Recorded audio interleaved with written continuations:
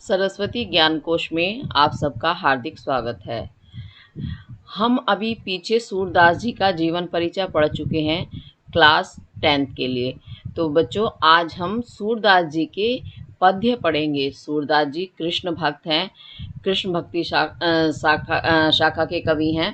तो अब हम उनका पहला पद्य पढ़ते हैं। इस पद्य के अंतर्गत उनके जो भक्ति के पद्य भी हैं और कृष्ण जी की बाल लीलाओं के भी पद हैं, तो उन्हें हम क्रम से पढ़ेंगे। और पद्य पढ़ने से पहले मैं थोड़ा सा बता दूं, पहले हमें जब व्याख्या करते हैं तो संदर्भ और प्रसंग लिखना होता है। संदर्भ क्या है? संदर्भ अर्थात ये पद्य क्या है, उसका परिचय दिया जाता है संदर्भ में। जैसे आप लिखते हैं कि प्रस्तुत पद्यांश हमारी पाठ्य पुस्तक हिंदी काव्य की सूरदास जी द्वारा रचित पद्य नामक शीर्षक से लिया गया है। तो इस तरह से इस पद्य का परिचय हो गया कि ये पद्य आया कहाँ से, तो संदर्भ के अंतर्गत आएगा। उसके बाद आता है प्रसंग, यानी इस पद्य के अंतर्गत क्या है, इसमें क्या दिया हुआ है। तो कि प्रस्तुत पद्य में जो आपका प्रसंग होगा कि प्रस्तुत पद्य में सूरदास जी ने कृष्ण की भक्ति के विषय में बताया है। तो इस तरह से आप संदर्भ और प्रसंग क्लियर करके उसके बाद व्याख्या आरंभ करेंगे। तो चलिए अब हम व्याख्या करते हैं। चरण कमल बंदो हरिराई, जाकी कृपा पंगु गिरिलंघे, अंधे को सब कुछ दर्शाई, बहिरो सुने गूंगे पुनि बोले, रंक चले सिर छत्र धराई, सूरदास स्वामी करुणा में, बार बार बंदो तिहि पाई। तो इसमें कृष्ण जी के अपने ईश्वर की हरि की वंदना करते हुए सूरदास जी कहते हैं कि चरण कमल, चरण हैं कैसे? कमल, जो ऐसे हरि के बंदो वंदना करता हूँ मैं, हरि के उन चरण कमलों की मैं वंदना करता हूँ। कैसे हैं चरण कमल? जाकी कृपा, जिसकी कृपा होने पर पंगु गिरि लंघे, पंगु कहते हैं लंगड़ा, लंगड़ा व्यक्ति गिरि पर्वत को लंघे लांघ जाता है अर्थात पार कर जाता है। अंधे को, और अंधे व्यक्ति को सब कुछ दर्शाई, सब कुछ दिखाई देने लगता है। दर्शना अर्थात दिखाई देना, अर्थात श्री कृष्ण की या हरि के चरणों की कृपा होने पर जो लंगड़ा व्यक्ति है वो पर्वत को लांघ जाता है अर्थात पार कर जाता है। और अंधे को, जो अंधा व्यक्ति है, उसको सब कुछ दर्शाई, सब कुछ दिखाई देने लगता है। बहिरो सुने, और जब श्री कृष्ण के चरण कमलों की कृपा होती है तो बहिरो, बहरा व्यक्ति सुने, सुनने लगता है। जिसे बिल्कुल सुनाई नहीं देता वो भी उनकी कृपा होने पर सुनने लगता है। गूंग, गूंग यानी गूंगा व्यक्ति पुनः बोले, पुनः यानी फिर से बोले, बोलने लगता है। गूंगा कहते हैं जो व्यक्ति बोल नहीं सकता उसे। तो गूंगा व्यक्ति फिर से बोलने लगता है। रंक, रंक कहते हैं भिखारी या निर्धन को। तो निर्धन या भिखारी चलने लगता है। सिर छत्र धराई, सिर पर छत्र, छाता धराई धारण करके, सिर पर छत्र। आज के समय में जो हम धूप में छाता लगा लेते हैं या बरसात में, वो वाला छत्र नहीं, वो वाला छत्र जो राजा लोगों के सिर पर होता है। जो व्यक्ति राजा बन जाते हैं तो वो कहीं भी जाते हैं, उनके आपने देखा होगा रथ पर या घोड़े पर एक छत्र लगा हुआ होता है, सिर्फ राजा व्यक्ति ही लगा सकते हैं। तो ये बताया कि रंक अर्थात भिखारी भी सिर छत्र धराई, सिर पर छत्र लगा करके चलने लगता है। सूरदास, सूरदास जी कहते हैं स्वामी, मेरे जो वो स्वामी कृष्ण हैं वो करुणा में, बड़े ही करुणा में हैं, बहुत ही दयालु हैं। बार बार, मैं बार बार तिही, उन्हीं के पाई पैरों की, चरणों की वंदना करता हूँ। तो ये सूरदास जी कृष्ण के चरणों की वंदना करते हुए उन्हें बता रहे हैं कि अगर हम उनके चरणों की वंदना करते हैं तो कृष्ण भगवान हम पर प्रसन्न हो जाते हैं, और प्रसन्न होने पर वो हमें सारी चीजें दे देते हैं जो अभी हमने ऊपर पढ़ी हैं। तो सूरदास जी ने यहाँ चरण कमल, जो चरण जो हैं कमल के समान नहीं कहा है, चरण रूपी कमल अर्थात चरणों में कमल का आरोप कर दिया है, वो भी भेद रहित आरोप। इस कारण इसमें यहाँ चरण कमल में आपका रूपक अलंकार हो गया है। अब आपको अर्थ समझ में आ गया होगा। वैसे मैं एक बार थोड़ा सा रिवाइज कर देती हूँ कि चरण कमल बंदो हरिराई, जो मेरे वो हरिराई हैं, मेरे भगवन हैं, उनके मैं चरण कमलों की वंदना करता हूँ। जाकी कृपा, जिनकी कृपा होने पर अर्थात कृष्ण जी की कृपा या उनके चरणों की कृपा होने पर पंगु गिरी लंघे, लंगड़ा व्यक्ति पर्वत को लांग जाता है। अंधे को सब कुछ दर्शाई, अंधे व्यक्ति को सब कुछ दिखाई देने लगता है। बहिरो सुने, बहरा व्यक्ति सुनने लगता है। गूंगे पुनि बोले, और गूंगा व्यक्ति फिर से बोलने लग जाता है।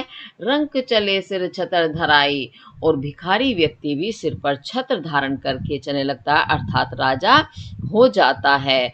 सूरदास जी कहते हैं, स्वामी करुणा में, मेरी जो वो स्वामी हैं, मेरे जो वो प्रभु हैं, वो बड़े ही करुणामय हैं, दयालु हैं। जब भी कोई उनकी आराधना करता है, उनका सच्चे दिल से ध्यान करता है, तो वो उसी पर दयालु हो जाते हैं और उसके सारे कष्टों का निवारण कर देते हैं। इसी कारण बार बार तिही पाई, तिही उन्हीं के पाई, पैरों की या चरणों की वंदना करता हूँ। तो इसमें अभी मैंने जैसा कि ऊपर आपको बता दिया, अब मैं काव्यगत सौंदर्य की चीजें हैं वो बता देती हूँ। रूपक अलंकार है क्योंकि चरण कमल में भेद रहित आरोप किया गया है। उसके बाद सूरदास स्वामी सा वर्ण की आवृत्ति होने के कारण यहाँ अनुप्रास अलंकार है। बार बार एक पद की दो बार, एक शब्द की दो बार आने से या आवृत्ति होने से यहाँ पुनरुक्ति प्रकाश अलंकार है।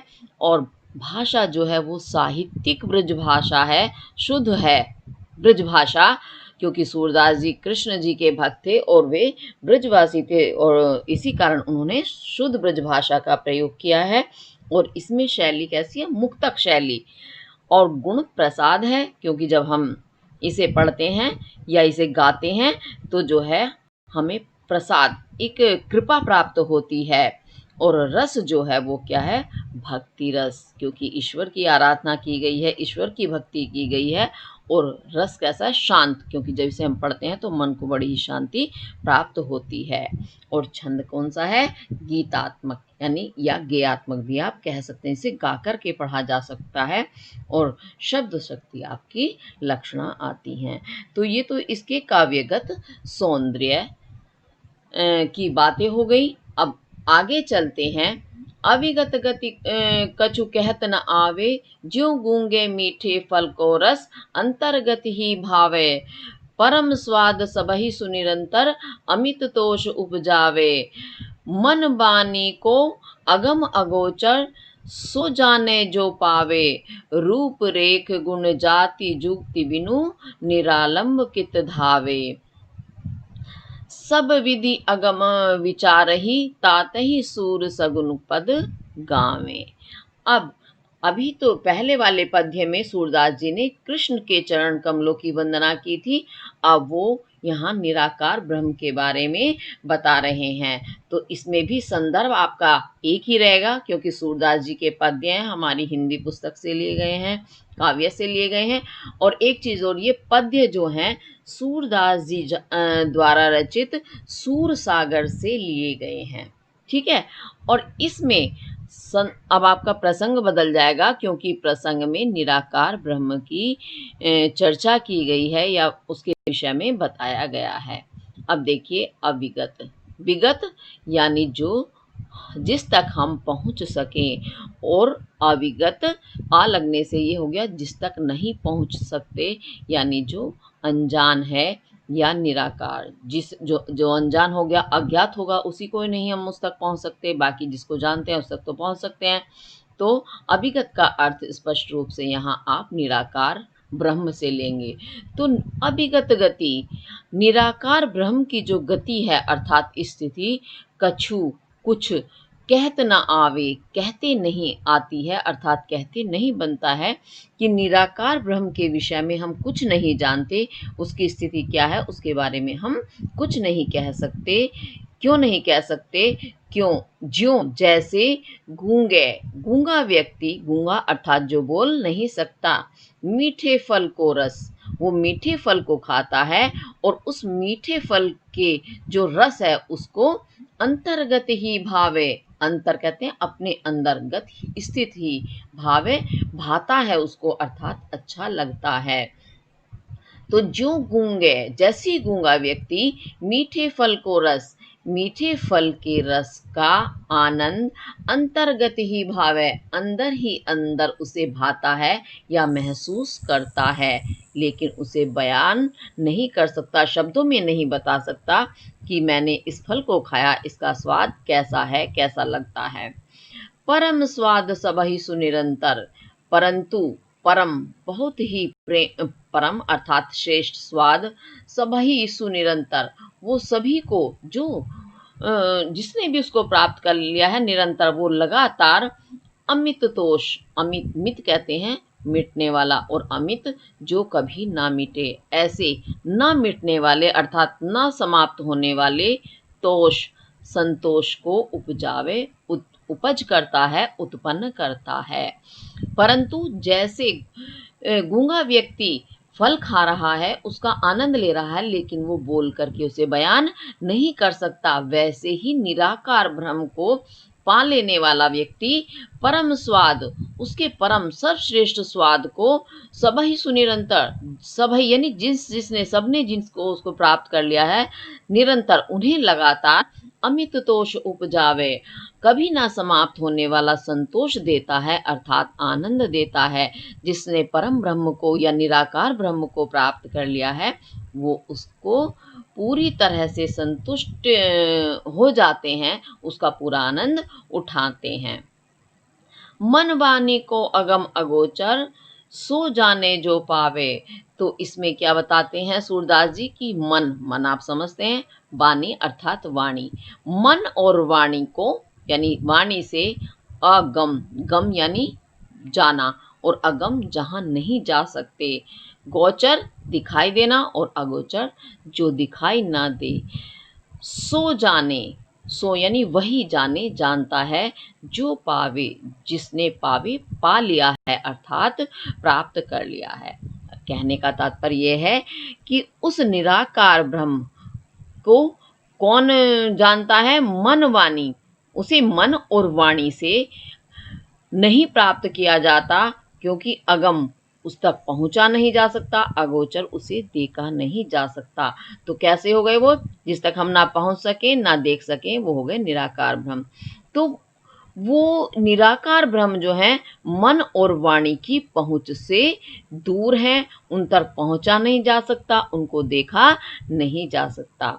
तो कहने का तात्पर्य यह है कि हम उस निराकार ब्रह्म को इंद्रियों से नहीं प्राप्त कर सकते, वो इंद्रियों से परे का विषय है। तो कौन जानता है उस निराकार ब्रह्म को? सो जाने, वही जानता है जो पावे, जिसने उसे प्राप्त कर लिया है। अच्छा, आप साकार और निराकार तो समझते हैं। साकार यानी जिसका आकार है, या सगुण जिसका गुण है हमारे सामने, जो गुणों के साथ है, अर्थात जिसकी कोई विशेष आकृति या रूप हमारे सामने है, वो सगुण या साकार कहलाएगा। और जिसका कोई आकार नहीं है, जो हमें, जिसे हम देख नहीं सकते, वो निराकार या निर्गुण कहलाता है। तो आपसे कहा जाए कि भगवान कृष्ण का आप क्या ध्यान करो, राम का ध्यान करो, भगवान शिव का ध्यान करो, तो आपके सामने उन्हीं की तस्वीरें, उन्हीं की मूर्ति सामने आ जाएगी, उनका रूप रंग आपके सामने आ जाएगा, तो आप ध्यान लगा सकते हैं, क्योंकि अब हम उसी मूर्ति को ध्यान करते हुए पूजा कर सकते हैं, उपासना कर सकते हैं। लेकिन हमसे कहा जाए कि आप निराकार ब्रह्म का ध्यान करो, तो कैसे करें? क्यों? क्योंकि ना तो उनका कोई आकार है, ना रूप है हमारे सामने, तो ध्यान करना कठिन हो जाएगा। जब आंखें बंद करेंगे तो आंख बंद करने पर हमें कोई मूर्ति नहीं दिखाई देगी, कोई रूप नहीं दिखाई देगा, सिर्फ अंधेरा दिखाई देगा। तो अंधेरा दिखाई देगा क्यों? क्योंकि हम साधारण मनुष्य हैं। जो श्रेष्ठ होते हैं, तपस्वी, सन्यासी या महापुरुष होते हैं, वो लोग ही निराकार ब्रह्म की उपासना कर सकते हैं आसानी से, क्योंकि उनके अंदर इतनी एकाग्रता होती है या इतना तप का प्रभाव होता है कि निराकार ब्रह्म को वह प्राप्त कर सकते हैं। आम आदमी आसानी से प्राप्त नहीं कर सकता। इसीलिए उन्होंने कहा है कि वो इंद्रियों से परे हैं। मन और वाणी से हम उनका बखान नहीं कर सकते। उन्हें तो वही जानता है जिसने उन्हें प्राप्त कर लिया है। रूप रेख गुण जाति जुगति विनु। तो रूप, ना तो रूप है, रेखा, रेख यानी रेखा, रेखा यानी आकृति है।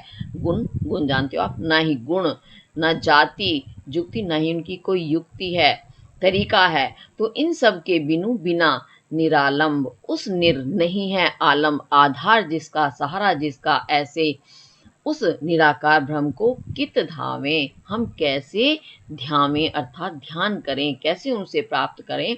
यानी जिसका रूप, आकृति, गुण, जाति, जिसकी युक्ति नहीं है ऐसे, और निराश्रित या निरालंब, निरामल यानी जिसका कोई आधार नहीं है, उसे हम कैसे ध्यान करें।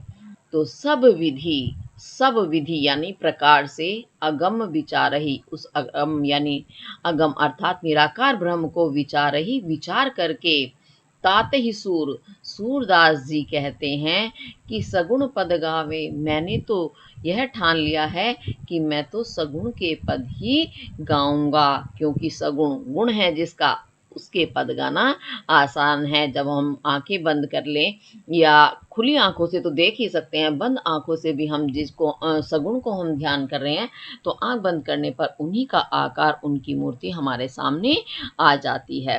तो सूरदास जी यही कहते हैं कि मैंने सब विधि अगम ही विचारी, सब प्रकार से अगम को यानी निराकार ब्रह्म को विचार करके, यानी पूरी तरह से मैंने जानने का प्रयास किया। सब सोचा कि किसको पाना ज़्यादा सरल है। तो उन्हें हर प्रकार से सोचने पर यही समझ में आया कि सगुण पद गावे, मैं तो सगुण के पद को ही गाऊंगा, सगुण का ही गुणगान करूंगा, क्योंकि उन्हें आराधित करना या उनका ध्यान करना आसान है।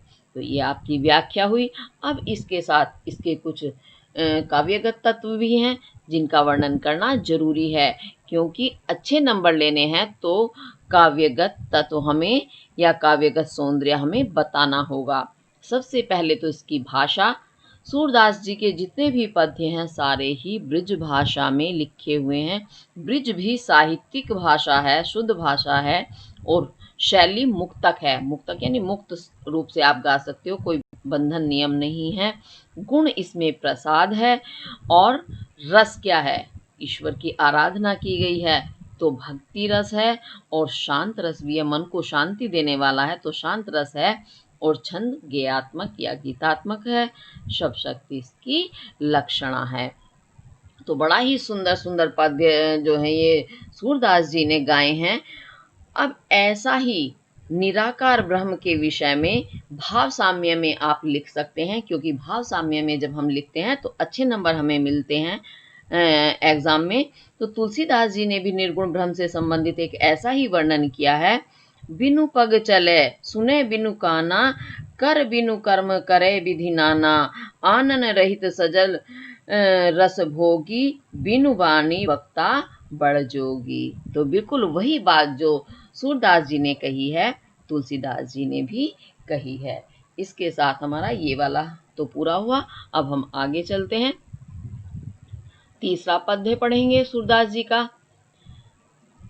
किलकत कहना घुटुर बनि आवत, मणि में कनक नंद के आंगन, बिंब पकड़ी व्यय धावत, कबहु निरखी हरि आपहु छाए को, कर सो पकरन चाहत, किल की हसत राजत द्वय दतियां, पुनि पुनि तिहि अवगाहत, कनक भूमि पर कर पग छाया, यह उपमा इक राजती, करी करी प्रतिपद प्रतिमनि वसुधा, कमल बैठ की साजती, बाल दशा सुख निरखी जसोदा, पुनि पुनि नंद बुलावती, अचरा तरलै ढाकी, सूर के प्रभु को दूध पियावती। बड़ा ही सुंदर वर्णन है, ध्यान से आप पढ़ेंगे तो बहुत अच्छे से समझ में आएगा।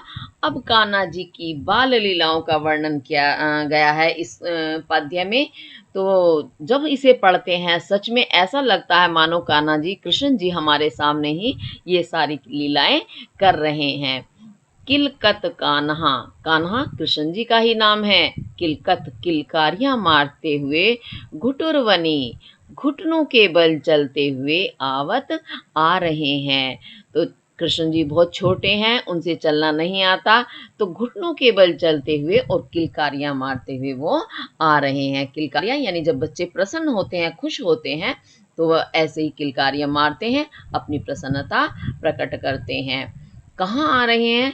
मणि में, मणि यानी मणियों से, रत्नों से मैं बना हुआ कनक सोने का नंद के आंगन, नंद बाबा का जो आंगन है उसमें किलकारी मारते हुए घुटनों के बल चले आ रहे हैं। तो नंद बाबा का जो आंगन है कैसा है? मणि में, मणियों से जड़ा हुआ कनक सोने का, यानी सोने की उस पर वो लगी हुई है और उसमें मणियां जड़ी हुई हैं। बिंब पकड़िबे धावत, और जब कृष्ण जी, कान्हा जी आंगन के फर्श में या जमीन पर अपनी बिंब परछाई को देखते हैं तो उन्हें ऐसा लगता है मानो कोई ये दूसरा बच्चा है। पकड़िबे, उसे पकड़ने के लिए धावत, दौड़ते हैं, यानी हाथों से टप टप करते हुए, घुटनों के बल चलते हुए वो अपनी ही परछाई को पकड़ने के लिए दौड़ रहे हैं। कबहू निरखी हरि आपो छाह को, तो कबहू कभी निरखी देखते हैं हरि कृष्ण आपू, अपनी छाया को, अपनी छाया को, जो उनकी परछाई फर्श में पड़ रही है आंगन में, तो उसको वो कभी देखते हैं। और कर सो, कर कहते हैं हाथ, हाथ सो से पकड़न, पकड़ना चाहत, चाहते हैं, हाथ से पकड़ने का प्रयास करते हैं अपनी परछाई देख करके। किल की हंसत, और किलकारी मार करके हंसत, हंसते हैं। क्यों? उन्हें लगता है ये शायद कोई दूसरा बच्चा है, कुछ भी है, उसे सोच के वो जब पकड़ने का प्रयास करते हैं, हाथ नहीं आता, तो किलकारियां मार करके वो हंसत, हंसते हैं कि ये दूसरा बच्चा भी है मेरे जैसा, शायद ऐसी उपमा होगी। क्यों? मैं किस लिए कह रही हूँ? क्योंकि मुझे खुद ऐसा आभास हो रहा है कि कृष्ण जी जो है अपनी परछाई को ही दूसरा बच्चा समझ करके उसके साथ खेलने का प्रयास कर रहे हैं, उसे पकड़ने का प्रयास कर रहे हैं, इसी कारण वो किलकारी मार करके हंसते हैं। तो राजत, राजित होती हैं, सुशोभित होते हैं द्वय दतियां, उनके दो दतियां, दांत, उनके आगे के दो दांत निकले हुए हैं, तो वे दांत जो हैं बड़े ही सुंदर लगते हैं जब वो किलकारी मारकर हंसते हैं। पुनी पुनी, पुनी पुनी यानी फिर से तीही, उसी में ही अवगाहत वो दौड़ते हैं, यानी आंगन में वो बार बार दौड़ते हैं अपनी उसी छाया के पीछे। कनक भूमि पर, कनक सोने की जो वो भूमि है उस पर कर पग छाया, उनके कर हाथों की, पग पैरों की छाया पड़ रही है। यह उपमा एक राज थी, उनकी ये जो उपमा है जो वहाँ उसमें सुशोभित हो रही है वो भी एक राजती, एक उपमा के रूप में ही सुशोभित हो रही है। और वो कौन सी उपमा है जिसमें वो सुशोभित हो रही है? उनकी वो हाथ पैर की छाया। वो उपमा है करी करी प्रतिपद प्रतिमनि वसुधा, वसुधा कहते हैं पृथ्वी, धरती।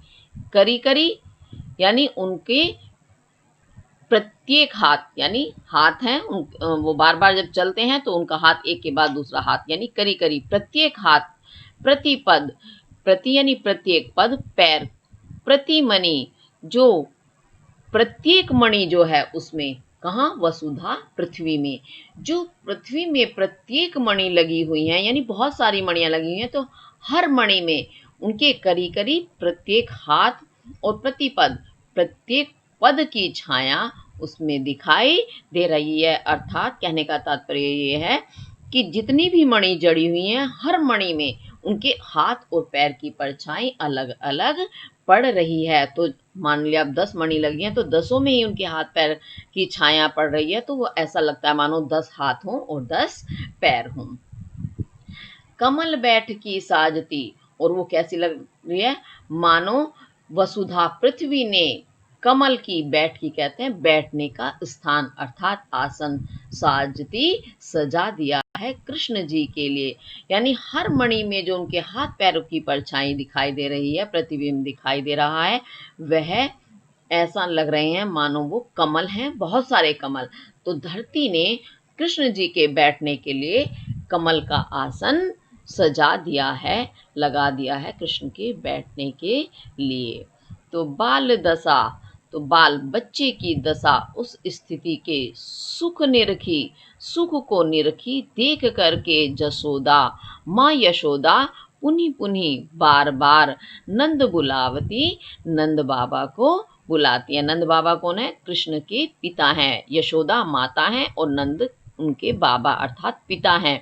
तो जब माँ अपने पुत्र की इतनी सुंदर छवि को देखती हैं तो वो प्रसन्न होकर के बार बार के कृष्ण की बाल लीलाओं के दर्शन का तो आनंद उठाती ही हैं, साथ में नंद बाबा को बुलाती हैं दिखाने के लिए पुत्र की बाल दशा या बाल स्थिति, बचपन की क्रीड़ा। और प्रसन्न होकर के अचरा तरले ढाकी, कृष्ण जी को गोद में उठा लेती हैं और उठा करके अचरा तर, आंचल तर नीचे, ले ढाकी लेकर के ढक लेती हैं। यानी कृष्ण को गोद में लेकर के वो आंचल के नीचे ढक लेती हैं, आंचल में छिपा लेती हैं। तो सूरदास जी कहते हैं, और सूर के प्रभु, मेरे जो प्रभु हैं श्री कृष्ण, उनको दूध पियावती, दूध पिलाने लगती हैं। देखो कितना सुंदर दृश्य है, ऐसा लग रहा है मानो आंखों के सामने अभी वो कृष्ण जी सारी लीलाएं कर रहे हैं। तो अब इसमें हम काव्यगत सौंदर्य के तत्व देख लेंगे। एक तो इसमें करी करी,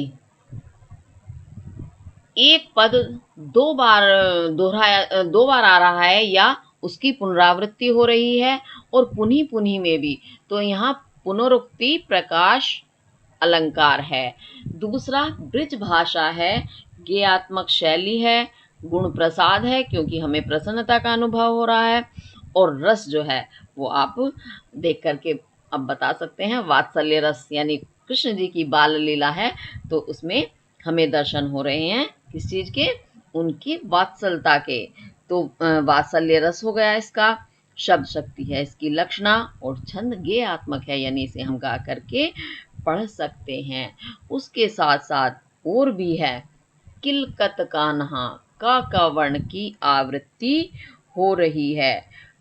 प्रतिपद प्रतिमनि, कहाँ है ढूंढो जरा, प्रतिपद प्रतिमनि, प्रति प्रतिवर्ण बार बार आ रहा है, इस कारण यहाँ कौन सा अलंकार हो गया? अनुप्रास अलंकार। जब एक वर्ण की आवृत्ति होती है तो वहाँ अनुप्रास अलंकार होता है। उसके साथ कनक भूमि, यानी कनक भूमि को सीधे कनक कहा गया है, इस कारण ऐसे ही कमल बैठकी, कमल रूपी आसन नहीं या कमल के समान आसन नहीं, सीधे कमल बैठकी बोला है, इस कारण यहाँ रूपक अलंकार है। उपमेय में उपमान का भेद रहित आरोप किया गया है। बड़ा ही सुंदर दृश्य है। अब इसके भाव साम्य में ऐसा ही एक पद तुलसीदास जी ने बचपन की रामचंद्र जी की लीला का वर्णन करते हुए कहा है, आंगन फिरत घुटुर वनि धाये, नील जलज तनु श्याम, राम शिशु जननी निरख मुख निकट बोलाए, बंधुक सुमन अरुण पद पंकज, अंकस प्रभु चिन्ह प्रमुख चिन्ह बनी आए। तो बिल्कुल वही उपमा जो सूरदास जी ने दी है वही तुलसीदास जी ने भी दी है। अब ये आपको समझ में आ गया होगा। इससे आगे हम एक पद और पढ़ते हैं। मैं अपनी सब गाय चराहूं, प्रात होत बल के संग जय हूँ, तेरे कहीं ना रहूं, ग्वाल बाल गायनी के भीतर, न कहूँ डर नहीं लागत, आज न सोमो नंद दुआई, रैनी रहूंगो जागत, और ग्वाल सब गाय चराह, मैं घर बैठो रहूं, सूर श्याम तुम सोई रहो अब, प्रात जान मैं दे हूँ।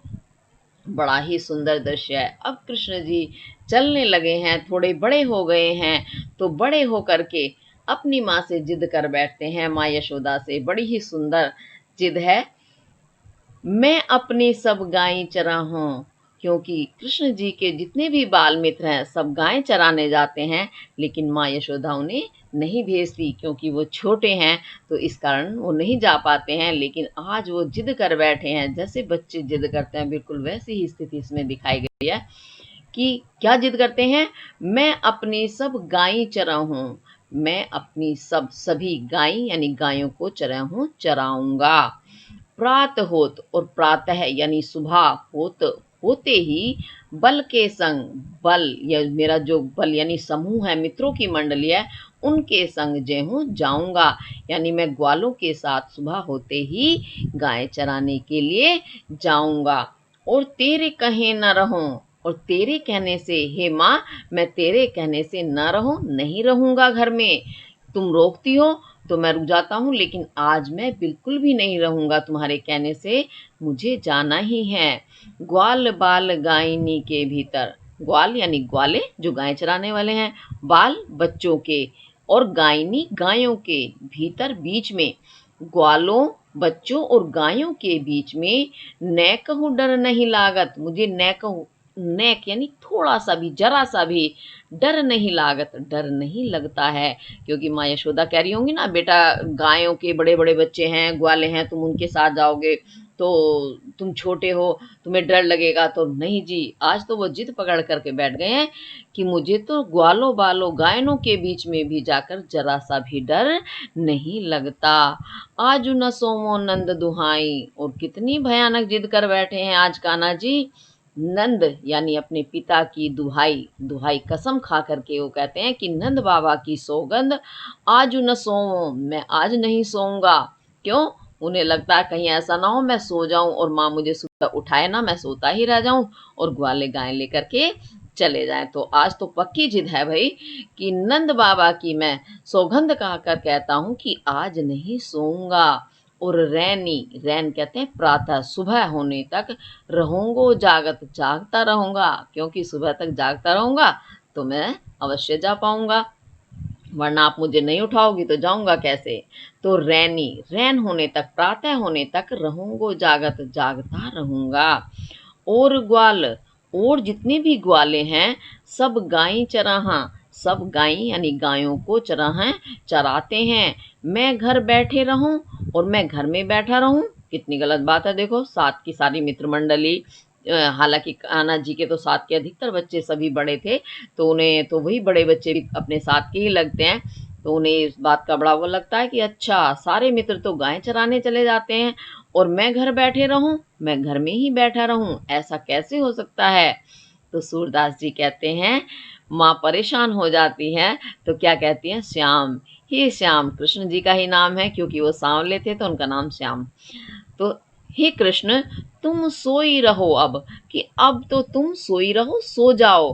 प्रातः जा, और प्रातः होने पर, सुबह होने पर, जान मैं देहूं, मैं जान जाने देहूं दूंगी, यानी प्रातः काल होने पर मैं तुम्हें जाने दूंगी, अब तो तुम सो जाओ। तो कृष्ण जी की इतनी सुंदर जिद को देख करके ऐसा लगता है हमारे आंखों के सामने ही कृष्ण जी की सारी लीलाएं हो रही हैं। बड़ा ही सुंदर दृश्य है, एक एक पद्य बिल्कुल दिल को छू जाने वाला है। चलिए अब इसके काव्यगत तत्व देख लेते हैं। सबसे पहले तो इसमें भाषा है और उसके बाद गेयात्मक शैली है इसकी, मुक्तक शैली है, गेयात्मक छंद है, और प्रसाद गुण हो गया, शब्द शक्ति आपकी लक्षणा है। अच्छा, इसमें वात्सल्य रस का अद्भुत ही चित्रण हुआ है, तो इस कारण ये वात्सल्य रस है इसमें। और इसके साथ और भी चीज़ें ढूंढो, अब आप खोजोगे तो आपको कुछ ना कुछ जरूर दिखाई देगा, है ना। कह रहे, हाँ हाँ वर्ण बार बार आ रहा है, लाला वर्ण बार बार आ रहा है, तो इस कारण इसमें और भी आप ढूंढेंगे तो और भी दिखाई देंगे। यहाँ पर अनुप्रास अलंकार है, ठीक है। तो ये तो आप लोगों का काव्यगत सौंदर्य के इसमें तत्व हुए जिनका आपको विशेष रूप से वर्णन करना है यदि अच्छे नंबर लेने हैं तो आज तो हमारा ये हुआ। अब इससे आगे वाली वीडियो में मैं इससे आगे के पद्य लेकर के आऊँगी, आप इन्हें अच्छे से ध्यान करें, अच्छे से पढ़ें और काम करें। और व्याख्या करने से पहले जो मैंने बताया पहले ही कि हर उसमें प्रसंग संदर्भ लिखना होता है। संदर्भ सबका एक जैसा रहता है, हाँ, प्रसंग हर पद्य का बदल जाता है। तो इन सब चीज़ों को ध्यान में रखते हुए और काव्यगत तत्व भी आपको बताने हैं, तो ये आपको अच्छे से करना है। इसी के साथ धन्यवाद।